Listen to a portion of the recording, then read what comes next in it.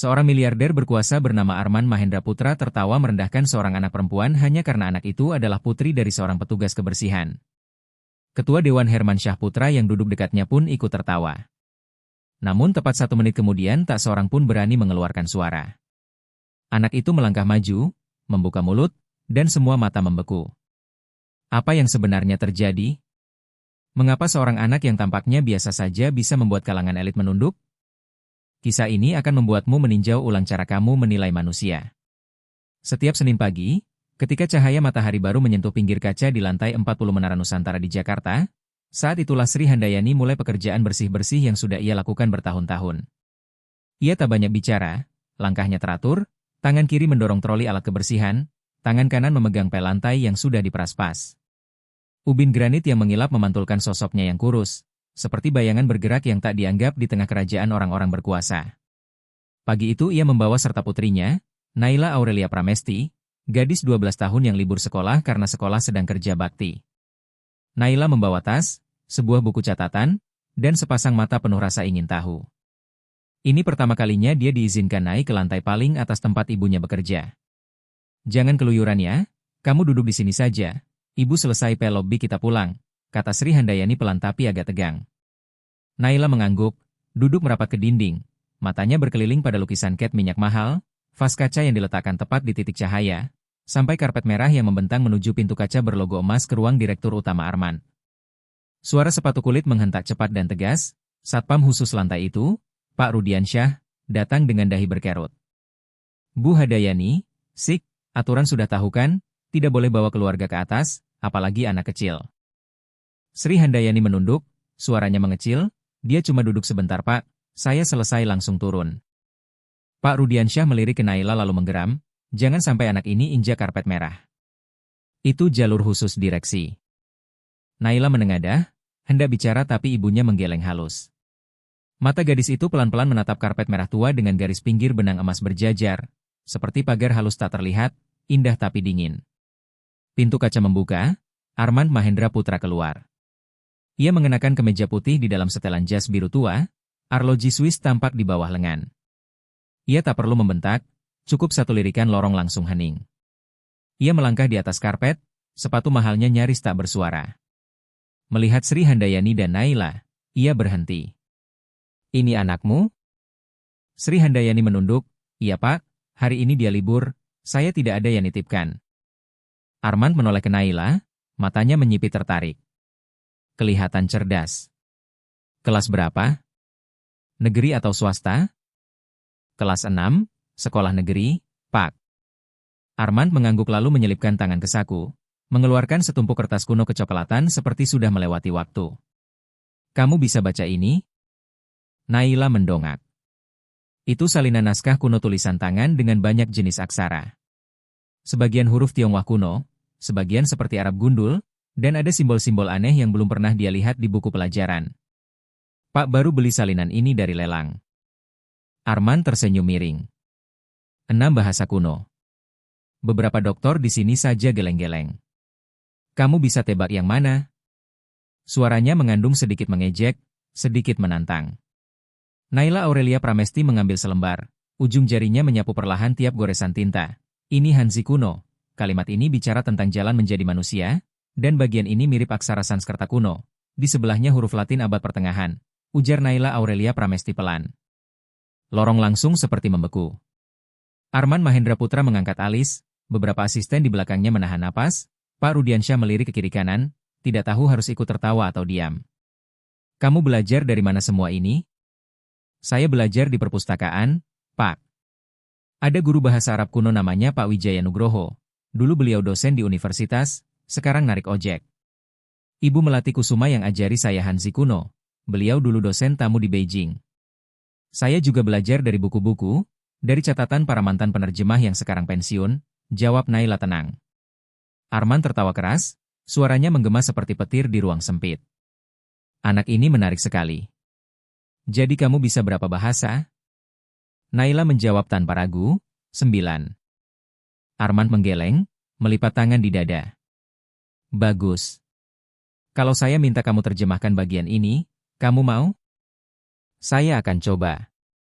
"Tapi apa?" Tapi kalau Bapak sendiri tidak bisa baca, jangan menertawakan orang lain karena tidak bisa baca. Kalimat itu membuat lorong yang penuh orang mendadak sunyi aneh. Setetes air dari pel lantai Sri Handayani jatuh ke marmer putih terdengar seperti jarum. Sri Handayani menahan napas, matanya membesar. Pak Rudiansyah menoleh ke Arman menunggu perintah. Arman menatap gadis kecil itu, sorotnya tajam seperti pisau bedah, tapi sesaat tampak kilat kagum. Ia mengibaskan tangan. Namamu siapa? Naila Aurelia Pramesti. Baik, Naila, saya tunggu terjemahanmu, tapi hanya untuk hiburan, jangan bermimpi. Lantai ini bukan tempat untuk orang seperti kamu. Naila tidak menjawab, ia hanya menatap karpet merah lalu mundur ke arah ibunya. Tapi dari langkah mundur itu sesuatu mulai bergerak, bukan di karpet, melainkan di dalam sebuah sistem yang dikira tak bisa digoyang. Kisah ini tidak dimulai dari kejatuhan dramatis, tapi dari noda di karpet merah dan seorang anak yang berani mendekat untuk mengelap. Seminggu setelah pagi aneh di lantai 40 Menara Nusantara, Naila bersama ibunya kembali ke gedung itu. Panas Jakarta menusuk, ubin halaman depan seperti menguap. Tapi bagi Naila hari itu berbeda, ia datang bukan hanya karena sekolah libur, tapi karena punya tujuan. Di lift menuju atas, Sri Handayani terus melirik putrinya, tak bicara, tangannya menggenggam erat tali tas alat kebersihan. Setiap angka di panel lift berganti, dada ibu itu ikut mengencang. Belum pernah ia lihat anaknya setenang ini, terutama setelah berani bicara pada Arman Mahendra Putra, lelaki yang tak ada satupun orang di gedung itu berani menantang. Tapi Naila sudah melakukannya dengan dingin. Lantai 40. Pintu lift terbuka, aroma pembersih lantai yang familiar, wangi kayu coklat, dingin AC dan tegang yang tak kelihatan bercampur. Naila melangkah duluan, membawa tas bukan untuk belajar, tapi untuk mempresentasikan. Di dalamnya ada printout rapi terjemahan yang ia kerjakan seminggu penuh dari naskah kuno kemarin. 6 bahasa, tiap bagian ada padanan bahasa Indonesia dan catatan kaki. Ia sudah minta 3 orang di perpustakaan, Pak Wijaya Nugroho, Ibu Melati Kusuma, Ibu Ratih Wulandari, memeriksa. Masing-masing bawa satu bidang, satu memori akademik yang dunia sudah lupakan, kini berkumpul di tangan seorang anak. Pintu ruang rapat terbuka lebar, rapat internal sedang berjalan. Di meja duduk lebih dari 10 orang berjas, masing-masing dengan laptop, ada yang pegang tablet. Di layar besar terpampang grafik laba per kuartal dengan garis hijau, merah, oranye naik turun seperti detak jantung. Arman Mahendra Putra duduk di ujung meja sedang bicara, suaranya tajam, wibawa yang tak butuh teriak. Begitu ia melihat Naila masuk, semua suara seperti dimatikan. Suasana berbalik arah. Ada apa? Tanyanya. Suara tidak marah tapi setajam silet. Naila maju, menunduk sedikit, saya bawa terjemahan yang Bapak minta. Ruangan bergelombang kecil 1. Beberapa orang langsung mengenali anak itu, yang lain berbisik, itu anaknya Bu Sri bagian kebersihan. Anak itu bisa 9 bahasa. Arman mengibaskan tangan, baik, kita lihat anak ini terjemahkan apa. Yang masih ragu silakan cek sekarang. Sekalian kita buktikan sekarang, kata Arman Mahendra Putra sambil mengulurkan tangan. Naila Aurelia Pramesti menyerahkan bundel printout itu. Ia membuka lembar demi lembar, matanya menyapu cepat, tapi sampai halaman ketiga jarinya melambat. Satu kalimat Hanzi kuno diterjemahkan menjadi, orang yang memegang kekuasaan bukanlah yang paling keras suaranya, melainkan yang paling pandai mendengar. Seorang pria di ruangan, Rio Wicaksono, mendengus kecil, filosofi basi. Naila menoleh, basi karena tak ada yang melakukannya, makanya harus diulang. Orang itu langsung diam. Arman menatap ke atas, kamu bisa baca sebagian sekarang? Di depan semua orang. Naila mengangguk, saya akan baca teks aslinya lalu terjemahkan langsung. Ia membuka fotokopi naskah, ke bagian pertama Hanzi kuno. Suaranya keluar jernih, ritmenya tegas seperti guratan tinta dari 1000 tahun lalu. Orang-orang dewasa di sekeliling meja mulai duduk tegak, tak ada lagi yang tertawa, tak ada lagi yang mengetik. Naila beralih ke bagian terjemahan, cara memerintah negeri tidak ada di cambuk atau rantai emas, tapi pada cara pemimpin melihat cahaya pada orang yang paling rendah. Arman duduk diam, tangannya di atas meja, buku-buku jarinya bergerak pelan seperti mengetuk nada. Naila lanjut ke bagian kedua, naskah Arab kuno, pelafalannya bulat lalu ia jelaskan, kali ini tentang kerendahan hati, bahwa kekuasaan kalau tidak disertai kasih maka berubah jadi penyalahgunaan. Tiap kali Naila mengangkat kepala, matanya tidak sombong, hanya tenang. seolah ia tidak sedang membuktikan apapun, ia hanya mengucapkan yang benar. Sampai bagian Sanskerta ia melambat, ada satu kata sulit, ia mengernyit, "Maaf Pak, kata ini saya masih belajar mengurai strukturnya. Mungkin artinya, kesadaran yang bangkit dari dalam, tapi juga bisa, perjalanan pulang ke asal." Tak seorang pun tertawa, cara ia berhenti, mengakui kekurangan, lalu menjelaskan lagi membuat ruangan itu merasa malu. Armand Mahendra Putra bersandar ke kursi, meletakkan terjemahan di meja, ia tidak bicara langsung. Di pintu, Sri Handayani dari tadi berdiri, masih menggenggam pel lantai, matanya memerah, bukan karena anaknya pintar, tapi karena untuk pertama kalinya dalam hidup dia melihat anaknya didengarkan.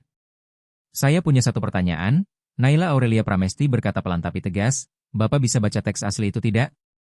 Armand menatapnya, seluruh ruangan menahan napas. "Tidak." Jawabannya jujur. "Kalau begitu mengapa waktu orang lain tidak bisa?" Bapak menertawakan. Armand Mahendra Putra mengernyit, seorang lelaki lain, Budi Hartanto, mencoba memotong, "Anak ini kurang ajar, Pak." Tapi Armand mengangkat tangan memberi isyarat diam lalu menatap lurus ke gadis itu. "Kamu benar." Satu kalimat pengakuan pendek, tapi dalam budaya kantor, apalagi dari posisi paling atas, kalimat itu berat seperti paku dipukul ke meja marmer. Naila Aurelia Pramesti mengangguk tanpa rasa menang. "Saya datang bukan untuk ngalahin siapapun," katanya, "saya cuma mau Ibu Sri Handayani dipanggil dengan nama yang benar dan anak-anak seperti saya punya hak buat belajar, buat didengar, buat dilihat, tanpa harus nyelinap ke lantai paling atas ini." Ruangan hening. Orang-orang yang tadinya mengira ini hanya lelucon mulai merasa malu. Armand menoleh berkeliling lalu mengangguk. "Baik, sekarang saya minta maaf secara resmi." Ia berbalik ke ibu itu. "Bu Sri Handayani, saya salah karena mempermalukan ibu di depan anak ibu dan saya juga salah karena 8 tahun bekerja sama saya tidak pernah sekalipun tanya nama ibu. Saya minta maaf, Bu Sri Handayani." Suaranya serak pada 3 kata terakhir. Sri Handayani tak berkata apa-apa, tapi tubuhnya tegak, pundaknya tidak lagi merunduk dan matanya lebih terang dari lampu plafon. Naila menunduk, "Terima kasih, Pak." Armand menghembus pelan lalu menatapnya lagi. "Kalau saya mau benar-benar memperbaiki, bukan cuma minta maaf, saya harus apa?" Naila menatap langsung ke matanya, untuk pertama kalinya tanpa jarak usia, jabatan, atau status. "Saya akan sebut 3 hal, tapi bukan syarat, ini cuma awal dari seorang murid." Dan gadis 12 tahun yang pernah dilarang menyentuh karpet merah itu mulai mengajar, salah satu orang paling berkuasa di kota ini dengan 3 permintaan yang kelihatannya sederhana. Tapi seperti tinta di telapak tangan seluruh perusahaan, 3 hal itu tidak akan hilang. Tempat yang kemarin menertawakan, hari ini mulai mendengar. Siang keesokan harinya, di kamar kos kecil di Depok Beji, Naila Aurelia Pramesti duduk di dekat jendela yang terbuka sedikit. Cahaya matahari miring menembus sela daun dan jatuh di meja belajar tua yang sudutnya sudah aus. Ia menulis, "Ini bukan karangan, bukan juga buku harian, ini surat untuk ibu. Aku akan pergi ke tempat itu. Aku tahu ibu takut, tapi aku harus ketemu mereka. Orang-orang yang ngajarin aku bahasa dan cara mendengar dunia dengan banyak telinga dan banyak mata." Ia lipat surat itu dan selipkan di bawah bantal ibunya.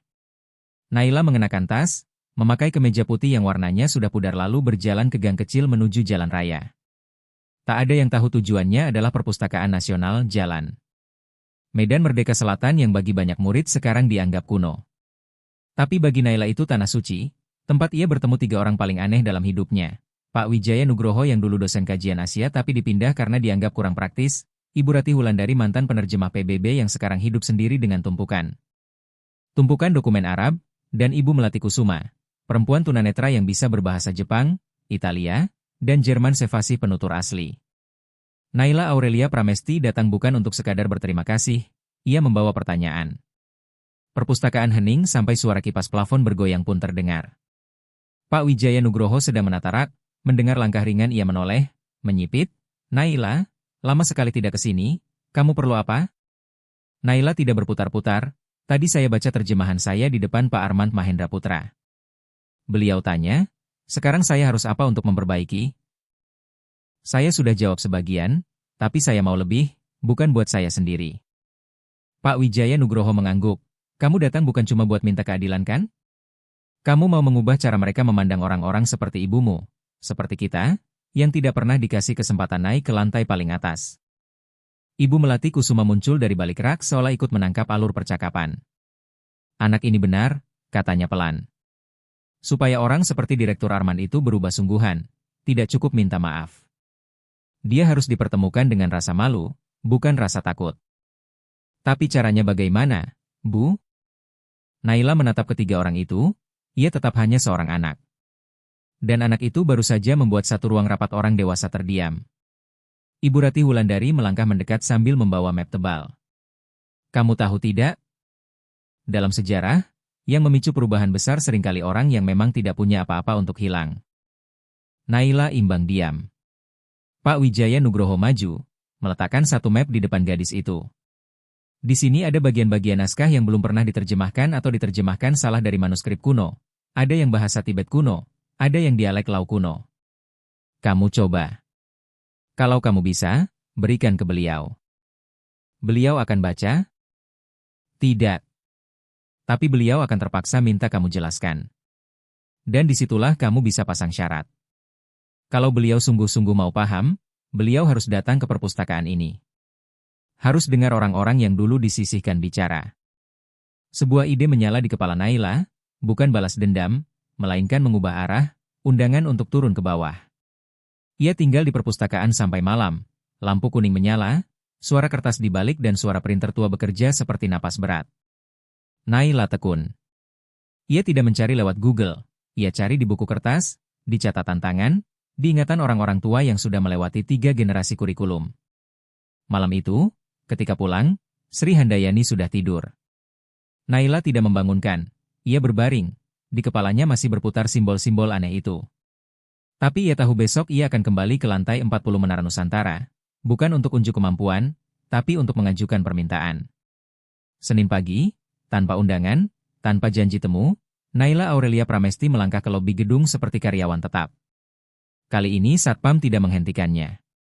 Mereka menunduk sedikit, kabar tentang gadis kecil yang bisa 9 bahasa dan bikin direktur utama minta maaf sudah menyebar di lantai dasar. Kabar tentang gadis kecil yang bisa 9 bahasa dan membuat Arman Mahendra Putra minta maaf sudah menyebar ke seluruh lobi. Orang-orang mulai menyebutnya anak lift ke lantai 40. Tapi kali ini, alih-alih ke ruang rapat, Naila Aurelia Pramesti mengetuk pintu kantor pribadi direktur utama. Masuk, suara Arman terdengar.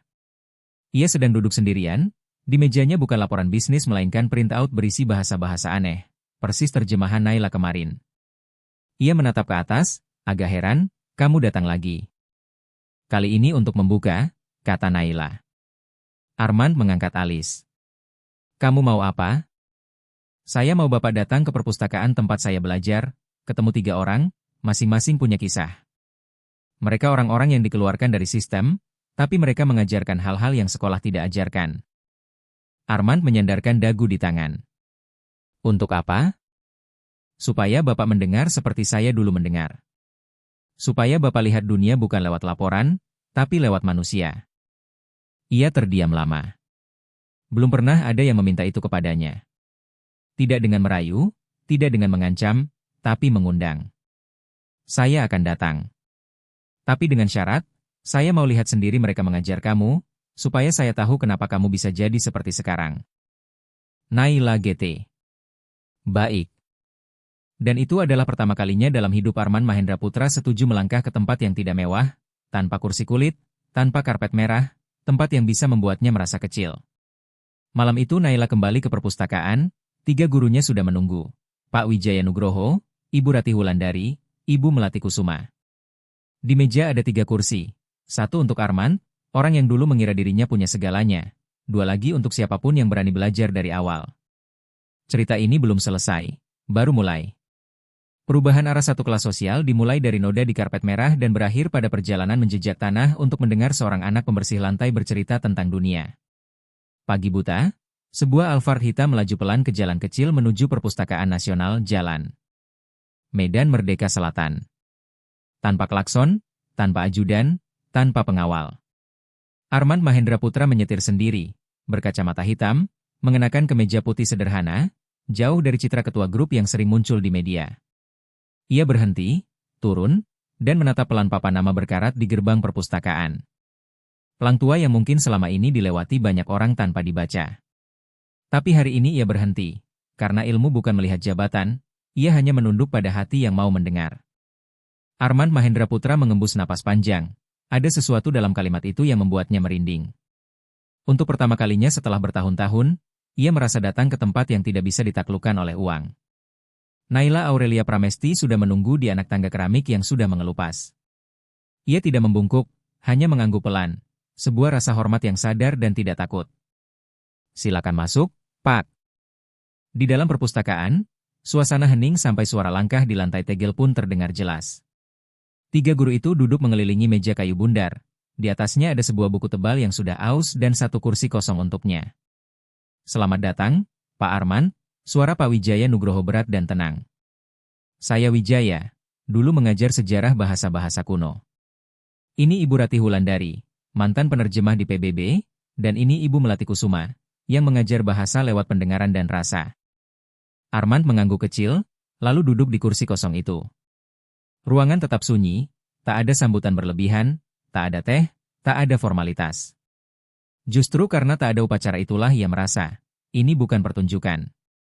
"Bapak datang karena ingin memahami Naila, betul?" Pak Wijaya membalik 1 halaman. "Tapi sebelum itu, Bapak siap belajar lagi dari nol?" Armand mengangkat alis. "Maksud Bapak?" Ibu Melati Kusuma tersenyum. "Ada bahasa yang bukan untuk diucapkan tapi untuk dirasa. Kami ingin Bapak coba pelajaran pertama yang Naila pelajari 3 tahun lalu." Mereka meletakkan di depannya selembar kertas putih berisi 4 lambang aneh. Bukan Latin, bukan Hanzi, bukan aksara daerah, 4 simbol melengkung seperti lukisan abstrak. "Coba tebak artinya apa?" tanya Ibu Ratih Wulandari lembut. Armand menyipitkan mata. "Air, waktu, salah?" Ibu Melati menggeleng. "Ini dari sistem bahasa Hmong kuno. Artinya, anak bisu yang bisa bernyanyi di bawah hujan." Armand tertegun. "Kok bisa ada satu kata serumit itu?" "Karena tidak semua peradaban butuh banyak kata untuk menjelaskan," jawab Pak Wijaya Nugroho. "Bahasa orang kecil sering sangat halus, karena mereka tidak punya kemewahan bicara panjang, tapi mereka merasa lebih dalam." Ruangan hening 1 detik lebih lama. Armand Mahendra Putra mulai merasa dirinya mengecil. Ibu Ratih Wulandari melanjutkan, "Bapak tahu kenapa Naila belajar secepat itu? Bukan karena dia lebih pintar, tapi karena dia belajar untuk memahami orang lain, bukan untuk menang dari mereka. Bagi dia, setiap kata itu jembatan, bukan senjata." Armand bersandar, dan di kepalanya mulai muncul bayangan rapat-rapat, penandatanganan kontrak, dokumen-dokumen yang dulu ia paksa orang lain tanda tangani. Dengan bahasa Inggris bisnis yang dingin, kadang pakai Mandarin, kadang Jerman. Ia selalu memakai bahasa sebagai tuas, tak pernah membayangkan bahasa bisa jadi koridor menuju empati. "Lalu saya harus apa?" Untuk pertama kalinya Armand Mahendra Putra bertanya dengan tulus. Naila Aurelia Pramesti menjawab lembut tapi tegas, "Bapak bisa mulai dari cara Bapak merekrut. Bapak tahu berapa banyak orang seperti Ibu Sri Handayani yang dibuang cuma karena tidak punya ijazah sarjana? Berapa banyak yang ditolak karena tidak fasih Inggris bisnis?" Armand terdiam. "Saya tidak minta Bapak kasihan. Saya cuma minta Bapak dengarkan mereka, seperti hari ini Bapak duduk dengar kami." Saat itu Ibu Melati Kusuma yang tunanetra berdiri. Ia berjalan ke piano tua di pojok perpustakaan, meletakkan jari di tut selalu memainkan melodi yang aneh tapi hangat. Tak seorang pun tahu itu lagu apa, tetapi tiap nada mengangkut satu kenangan tanpa kata. Selesai, ia berkata, "Lagu ini adalah nyanyian pengantar orang tua-tua, tanpa lirik, karena para ibu percaya anaknya akan mengerti lewat hati." Ruangan hening. Armand menunduk. Untuk pertama kalinya dalam hidup, ia merasa diajar bukan dengan modul, tapi dengan perasaan. Ia bangkit dan menoleh ke Naila. "Kamu bisa bantu saya menulis pidato?" katanya. "Pidato untuk seluruh perusahaan. Pidato yang tidak pakai bahasa direksi, tapi bahasa ibumu." Naila mengangguk, kali ini matanya lembut, "Bisa. Tapi Bapak harus bacanya di tempat yang tidak ada podium." Armand tersenyum tipis, senyum pertama setelah sekian tahun. "Di mana?" "Di tengah area pekerja, di tempat orang seperti ibu saya dulu ngepel lantai." Sore itu Armand Mahendra Putra keluar dari perpustakaan dalam diam. Ia tidak membawa dokumen, tidak kontrak, tidak jadwal rapat, hanya buku catatan kecil dan sepotong melodi yang masih berputar di kepala. Nyanyian tanpa kata dari orang-orang yang dulu ia pikir tidak punya suara.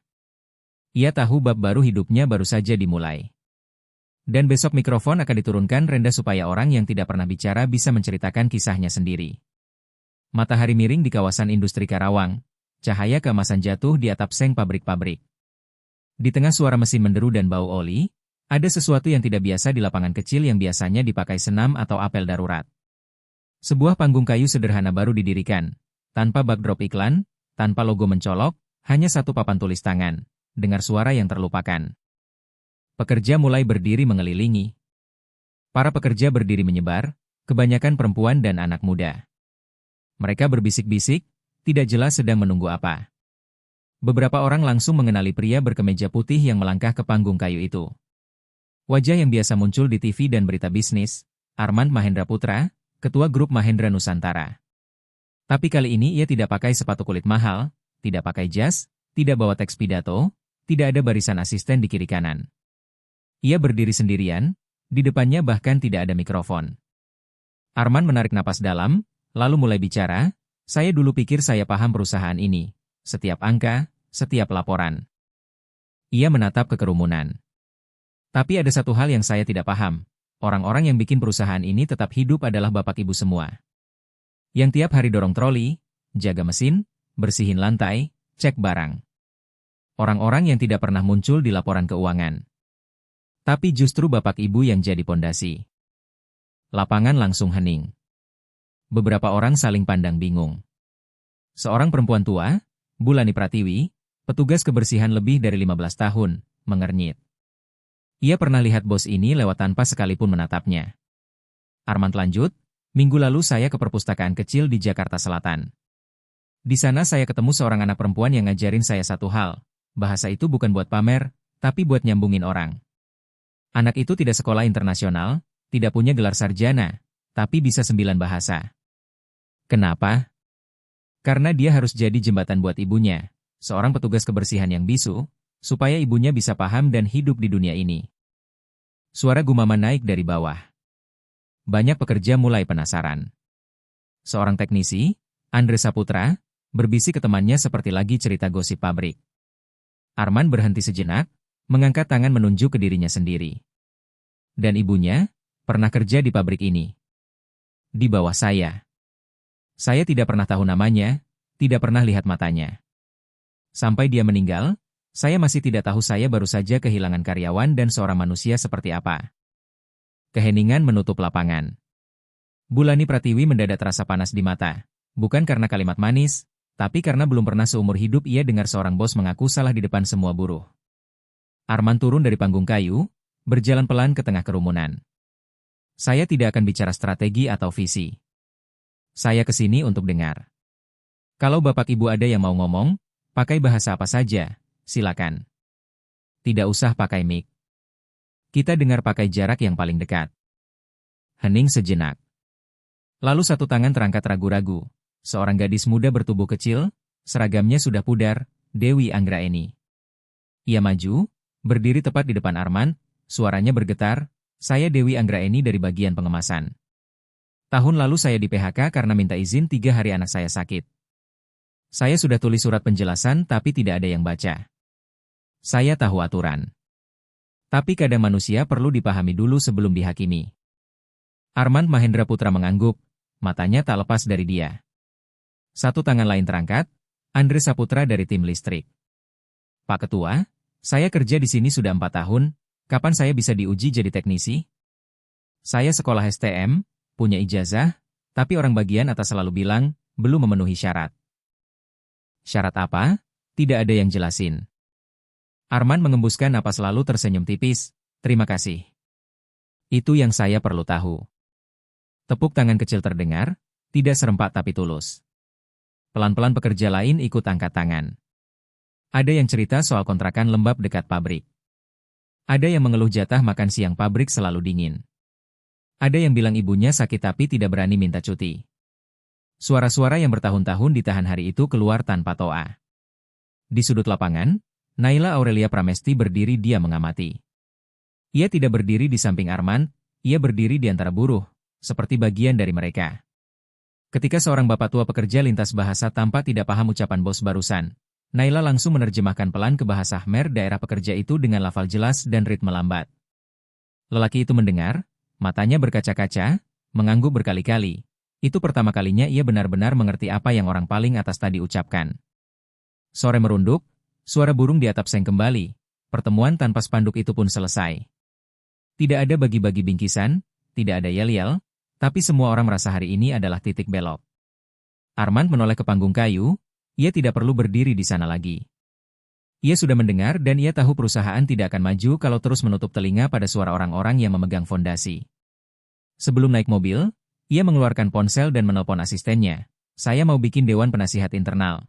Isinya perwakilan buruh, cleaning service, staf administrasi. Kali ini jangan disaring pakai ijazah, saring pakai keberanian ngomong. Asisten itu kaget, tapi Pak, nanti susah dikendalikan.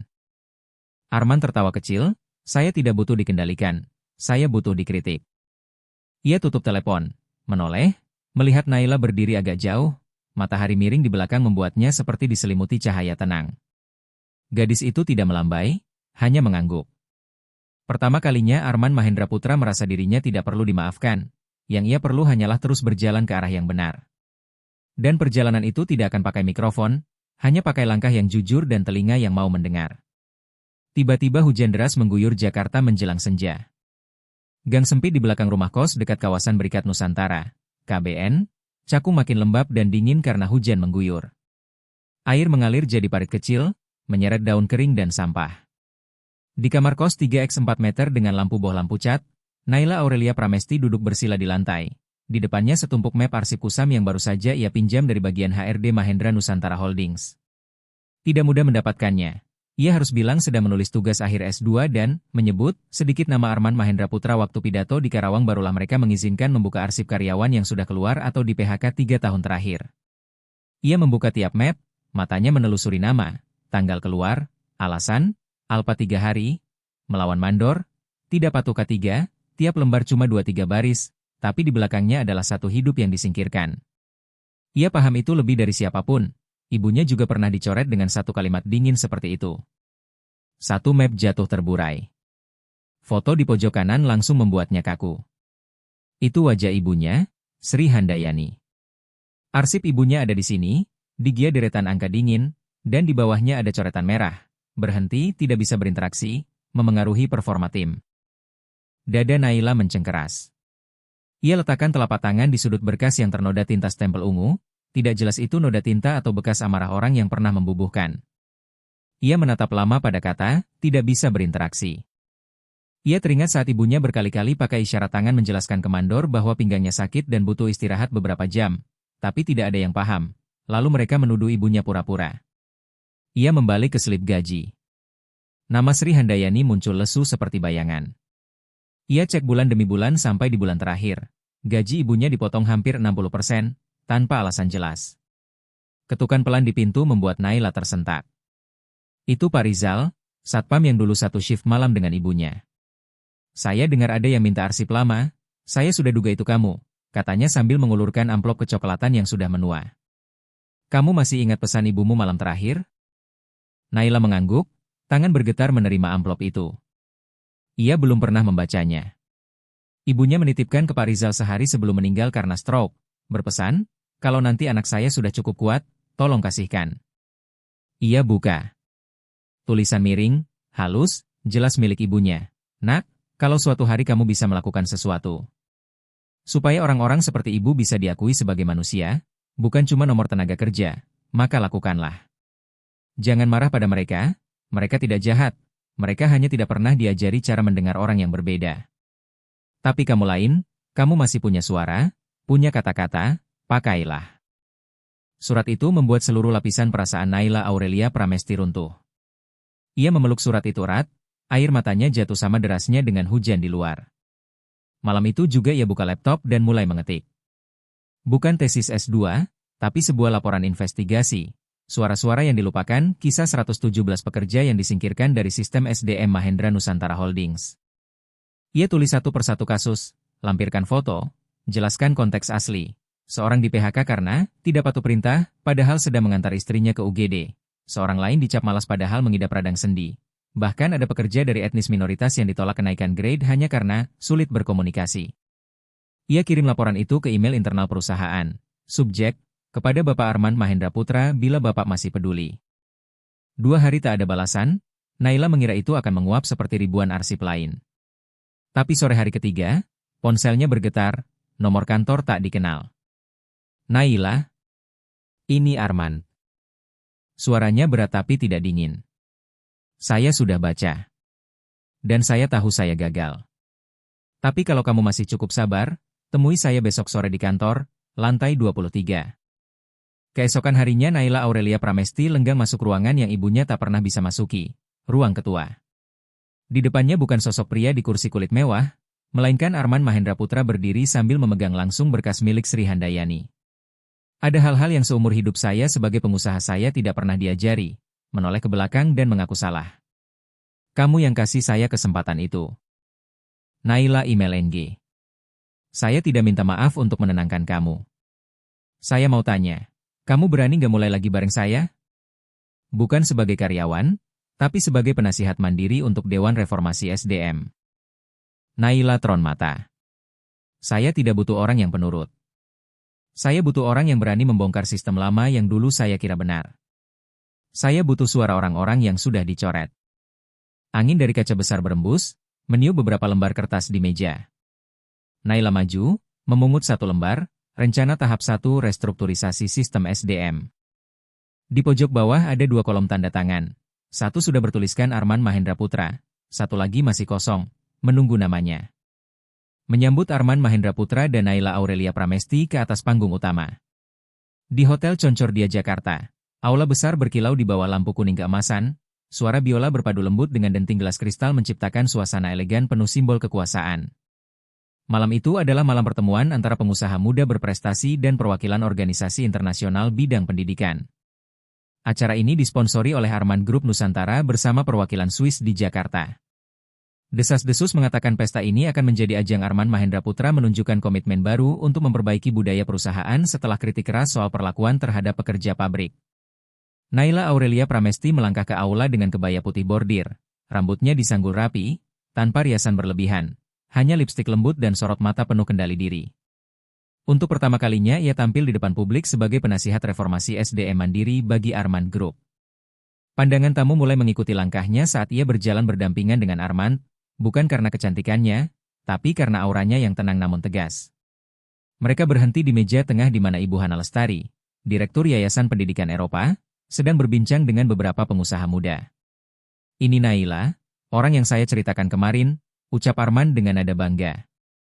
Ibu Hana tersenyum sopan dan menyapa dalam bahasa Inggris, tapi ketika Naila menjawab dengan bahasa Jerman yang fasih, ekspresinya berubah kaget. Kamu bisa bahasa Jerman? Naila tersenyum lembut, juga Prancis, Italia, Spanyol, Rusia, Korea, Jepang, Mandarin, dan Khmer. Arman tertawa kecil, mengangkat gelas jus berkilau, 9 bahasa. Dulu saya kira hanya bualan, sekarang saya malah merasa ketinggalan. Ibu Hana terdiam sejenak. Dan kamu belajar semua itu di mana? Tanya beliau. Di rumah kos, di taman kota, di malam-malam saya menyeduh kopi dan dari suara pelanggan asing di warung makan. Saya rekam, catat, ulang ribuan kali. Saya belum pernah ke luar negeri, tapi saya percaya kalau saya tidak bisa pergi ke dunia, maka dunia harus saya bawa datang ke sini. Suasana hening sejenak sebelum terdengar tepuk tangan dari seorang pria yang berdiri di dekat sana, Bima Satrio, jurnalis yang sejak tadi mengamati dari jauh. Saat itu, sorot lampu panggung diarahkan ke meja mereka. Dwi Cahyono, pembawa acara, bersuara lantang di mikrofon, hadirin sekalian, mari kita sambut Arman Mahendra Putra dan Naila Aurelia Pramesti ke atas panggung. Berdiri bersama Arman Mahendra Putra di atas panggung, Naila Aurelia Pramesti sedikit terkejut, tapi Arman hanya tersenyum. Saya sudah bilang, malam ini panggung milikmu. Ia melangkah maju di bawah tatapan penuh perhatian. Dalam cahaya lampu, ia melihat wajah-wajah yang dulu pernah menyepelekannya ketika ia masih pelayan di pesta mewah. Ada pula tatapan ragu, penasaran, bahkan sinis. Ia memulai dengan suara tenang, dulu saya pikir diskriminasi terbesar adalah soal warna kulit, jenis kelamin, atau kemiskinan. Tapi ternyata tidak. Diskriminasi paling kejam adalah saat orang menganggap kamu tidak punya suara. Ruangan sunyi. Saya tidak datang ke sini untuk bikin cerita haru atau jadi sosok inspiratif. Saya datang untuk bertanya, berapa banyak perusahaan benar-benar mendengarkan karyawannya? Berapa banyak penilaian kinerja yang masih melihat manusia, bukan sekadar angka? Ia mengangkat selembar salinan absensi lama dengan nama Sri Handayani di pojok atas. Ini ibu saya. Beliau tidak bisa bicara seperti saya. Tapi beliau bekerja lebih keras dari banyak orang yang punya gelar sarjana. Lalu beliau dipecat hanya karena tidak bisa berkomunikasi dengan efektif. Suara kamera berderak, bisik-bisik terdengar. Sekarang kami sedang menjalankan proyek uji coba untuk menilai pekerja bukan hanya dari jam kerja atau produktivitas, tapi dari keterlibatan, kreativitas, dan yang paling penting, kemampuan belajar dan melampaui batas diri. Lampu meredup lembut. Ia menutup pidato dengan bahasa Jepang. Tidak ada seorang pun yang terlahir kalah, mereka hanya belum diberi kesempatan untuk terlihat. Tepuk tangan pecah, kali ini bukan basa-basi, tulus dan bergema. Setelah turun dari panggung, orang pertama yang menghampiri adalah Ibu Hana Lestari. Ia menyerahkan kartu nama dengan tanda tangan dan lambang merah menyala dari Yayasan Pendidikan Eropa. Kalau suatu hari kamu ingin membawa suara ini keluar Indonesia, hubungi saya.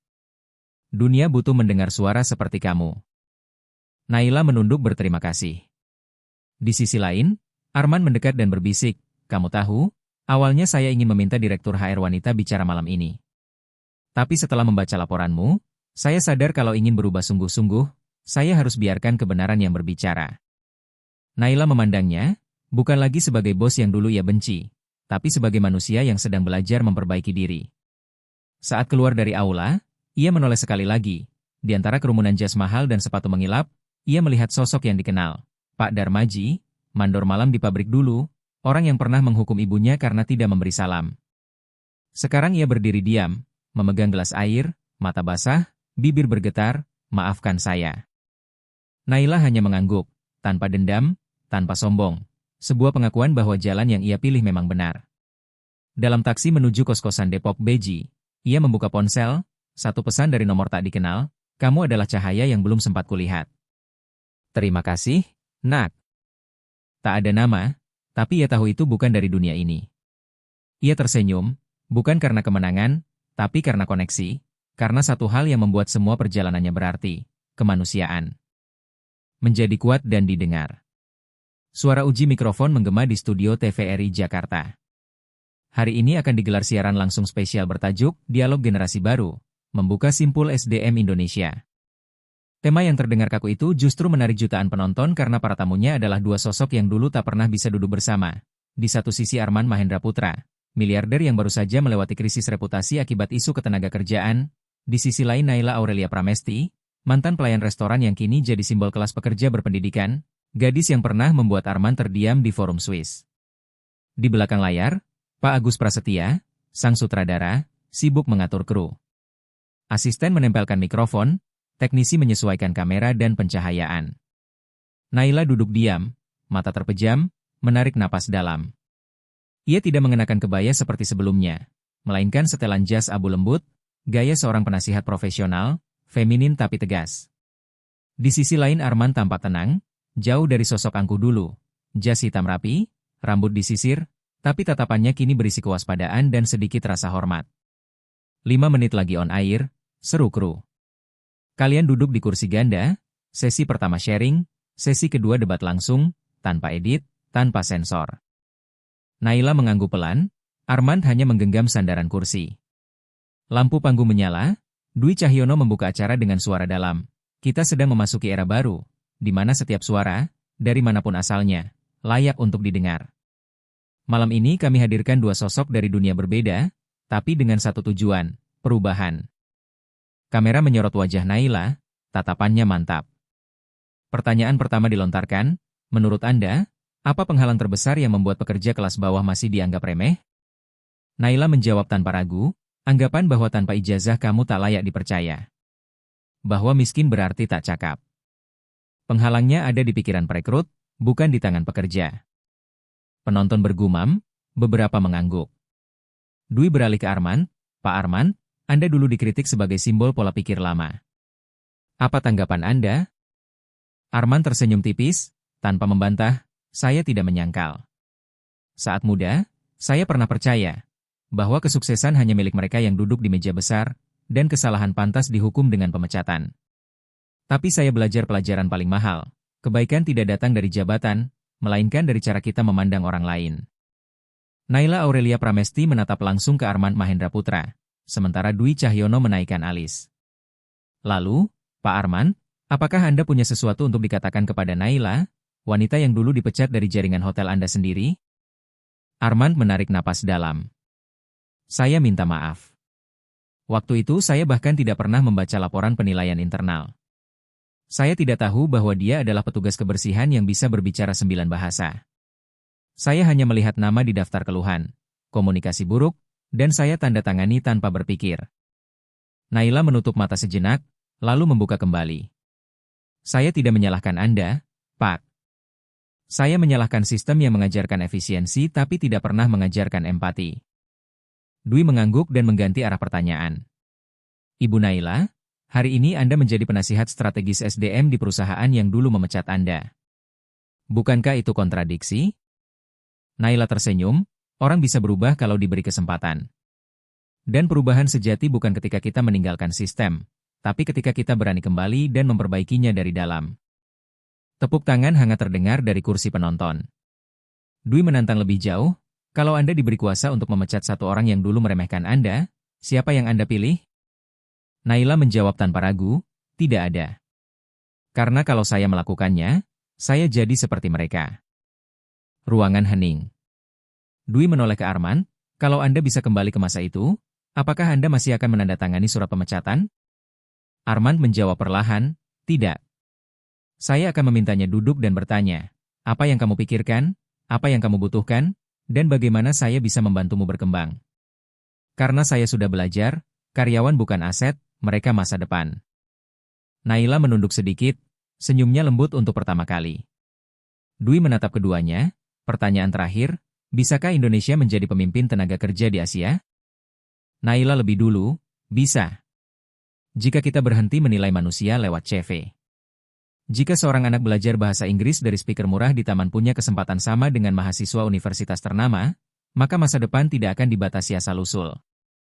Armand menimpali, dan kalau orang seperti saya, para direktur, berani mundur sedikit, mendengarkan, dan memberi ruang bagi mereka yang punya pengalaman nyata, maka kita tidak hanya punya tenaga kerja, tapi punya talenta. Tepuk tangan kembali menggema, kamera menyorot wajah dua manusia, seorang gadis yang dulu dipecat karena tidak layak, dan seorang miliarder yang dulu yakin kekuasaan adalah segalanya. Bahwa kekuasaan adalah kendali. Kini mereka duduk berdampingan, setara, berdialog. Saat acara berakhir, Dwi Cahyono berkata pelan di mikrofon, mungkin percakapan malam ini tidak mengubah segalanya, tapi ini adalah percikan api, cahaya kecil yang cukup untuk membuat kita melihat sisi gelap dalam diri sendiri. Lampu studio padam. Armand Mahendra Putra menoleh, dulu saya menganggap kamu ancaman bagi reputasi saya. Sekarang saya tahu, kamu adalah kesempatan terakhir saya untuk menjadi pemimpin sejati. Naila Aurelia Pramesti tak langsung menjawab, ia hanya melangkah maju, mengulurkan tangan. Kalau begitu, mulailah dengan mendengar para pekerja. Tidak perlu membantah, tidak perlu mencatat, cukup dengarkan. Armand menjabat tangannya erat. Di belakang panggung, Pak Agus Prasetya berbisik pada kru, jumlah penonton langsung baru saja pecah rekor, 6 juta dan terus naik. Di sudut lain, seorang siswi SMA di Tanjung Balai Karimun mengetik pesan untuk kakaknya. Kak, aku sudah putuskan. Aku mau belajar bahasa Jepang. Siapa tahu nanti aku juga bisa bicara di depan jutaan orang seperti dia. Cerita itu telah melampaui studio, merayap masuk ke mimpi-mimpi kecil dan menyulut harapan satu generasi baru. Sejak malam itu, mereka mulai percaya bahwa suara mereka pun punya nilai. Hujan rintik turun di atas atap seng sebuah rumah papan di Desa Karangjaya, Kabupaten Indramayu. Di kamar mungil tak lebih dari 10 meter persegi, lampu minyak kuning temara menyinari wajah seorang wanita tua yang sedang menulis di meja kayu. Namanya Nenek Sariem, perempuan yang dulu menemukan Naila di dalam keranjang bambu di tepi parit saat usia gadis itu baru 3 tahun. Meski bukan darah daging, Nenek Sariem membesarkannya dengan sayur asem, ikan asin, dan keteguhan khas orang Jawa pesisir. Ia tak pernah sekolah tinggi, tapi ialah yang pertama mengajari Naila cara mendengar dengan hati, dan satu-satunya yang tak pernah meragukan bahwa anak kecil yang dipungutnya itu akan menjadi sesuatu yang besar. Di televisi tabung tua, tayangan ulang, dialog generasi baru, masih mengudara. Gambar Naila Aurelia Pramesti tampil kuat namun lembut, berbicara setara dengan salah satu tokoh paling berpengaruh di Indonesia. Nenek Sariem menatap layar tanpa berkedip. Ketika MC menutup acara dengan kalimat, "Suaramu juga berharga," air mata menetes. Bukan karena bangga, tapi karena ia tahu waktunya telah tiba untuk melakukan hal yang dulu bersumpah takkan pernah ia lakukan, mengatakan kebenaran. Ia mengambil selembar kertas buku tulis, membuka pulpen tinta yang sudah kering, tangannya bergetar menulis, "Untuk anakku tersayang, nenek tahu hari ini akhirnya datang." Dulu nenek pernah berencana, yang tersembunyi di balik semua ini. Pagi belum sepenuhnya terang ketika Naila Aurelia Pramesti menerima email yang diteruskan oleh Armand Mahendra Putra di dalam mobil menuju Jakarta Pusat. Ia membuka dan membaca surat yang dikirim Nenek Sariem lewat seorang keponakan yang kuliah di teknologi informasi. Tubuhnya menegang. Dalam surat itu, Nenek Sariem menulis pengakuan, "Kamu bukan anak kandungku. Kamu dulu ditinggalkan seseorang."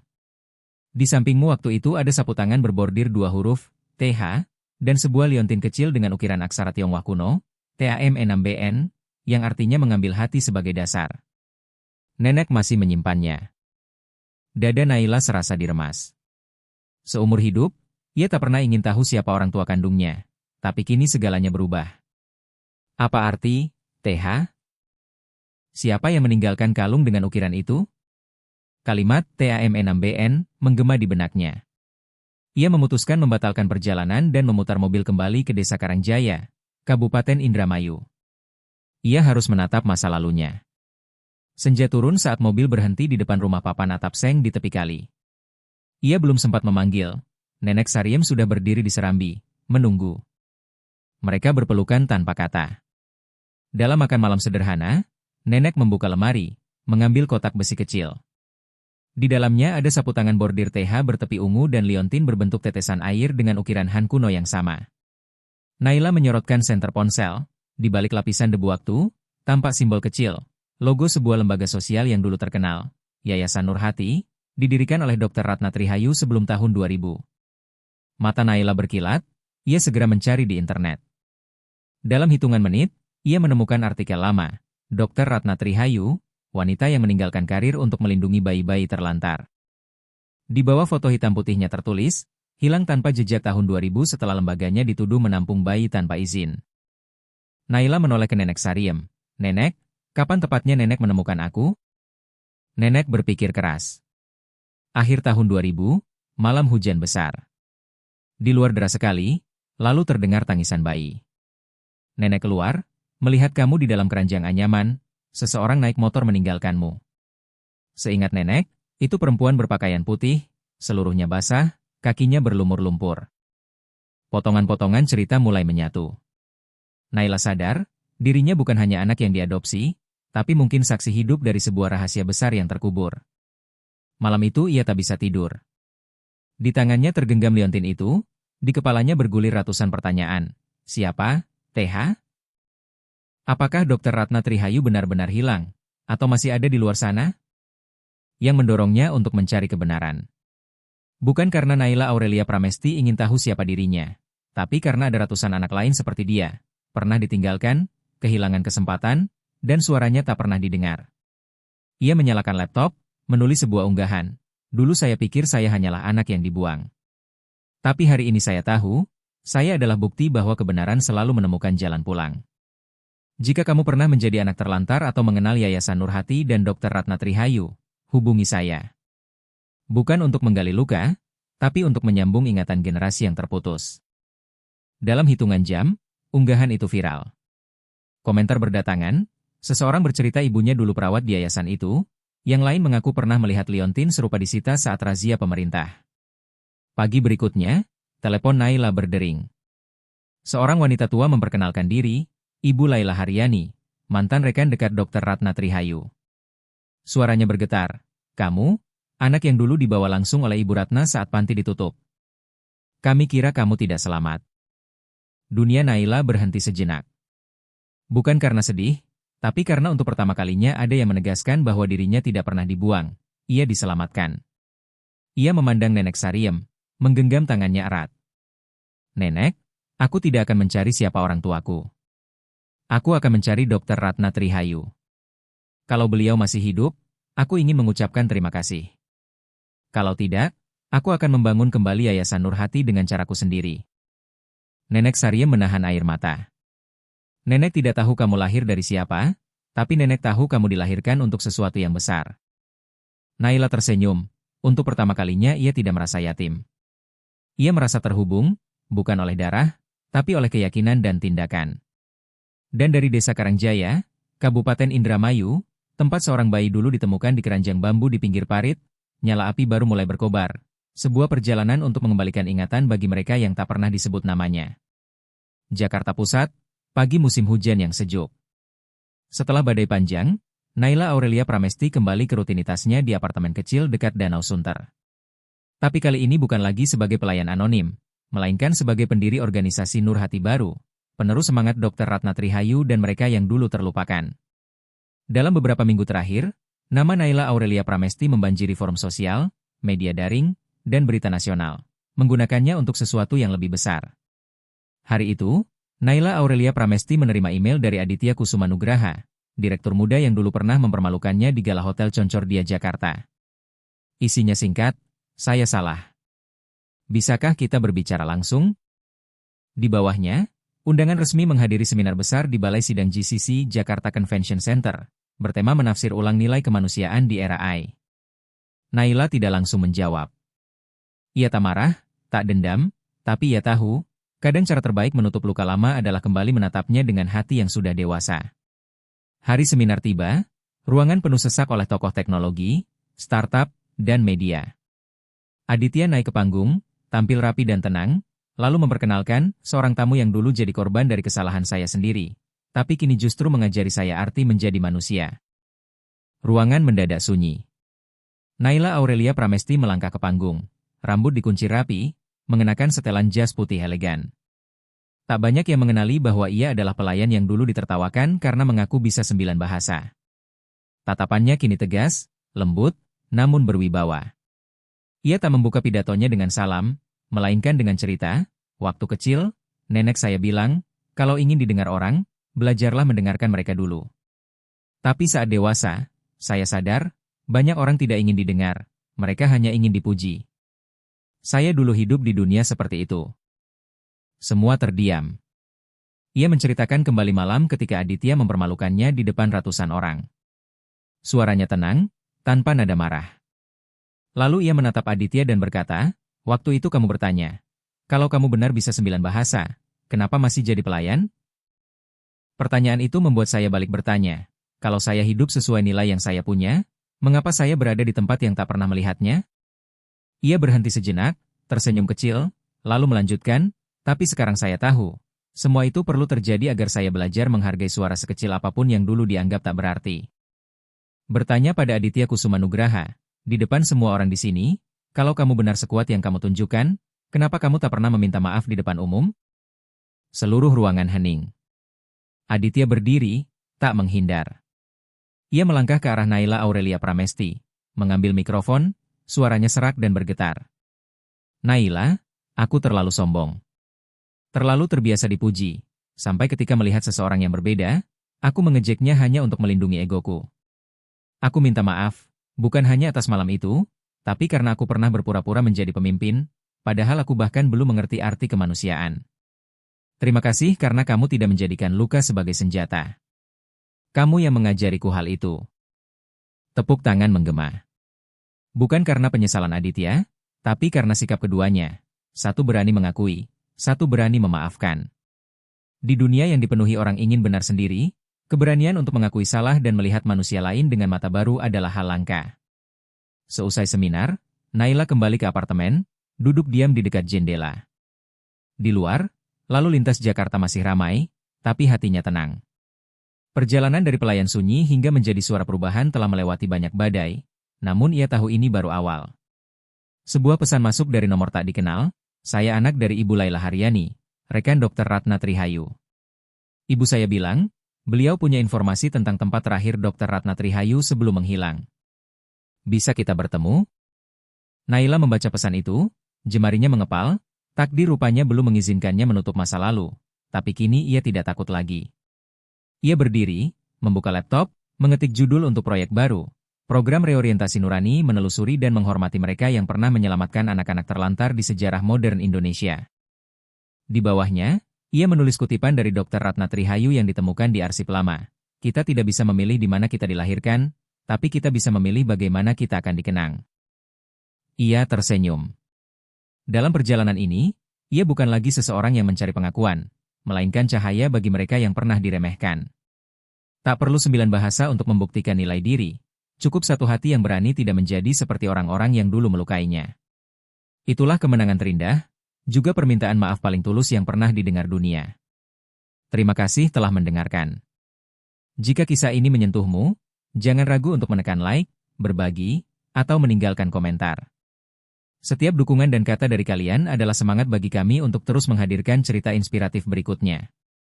Sampai jumpa di video berikutnya.